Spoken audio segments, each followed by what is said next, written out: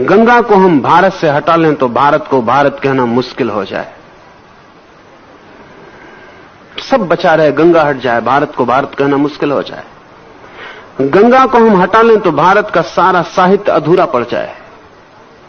गंगा को हम हटा लें तो भारत के न मालूम कितने ऋषियों के नाम खो जाएं।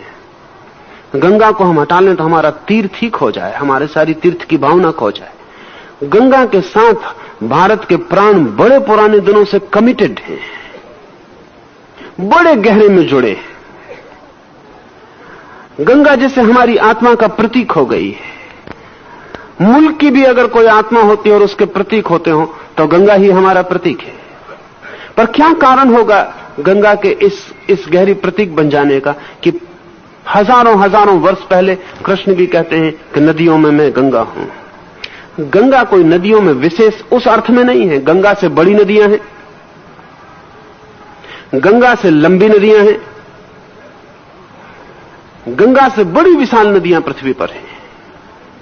गंगा कोई लंबाई में, विशालता में, चौड़ाई में किसी दृष्टि से कोई बहुत बड़ी गंगा नहीं है, कोई बहुत बड़ी नदी नहीं है। ब्रह्मपुत्र है और अमेज़न है और वांगो है और सैकड़ों नदियां हैं जिनके सामने गंगा फीकी पड़ जाए। पर गंगा के पास कुछ और है जो पृथ्वी पर किसी भी नदी के पास नहीं है, और उस कुछ और के कारण भारतीय मन ने गंगा के साथ एक तालमेल बना लिया। एक तो बहुत मजे की बात है कि पूरी पृथ्वी पर गंगा सबसे ज्यादा जीवंत नदी है, अलाइव।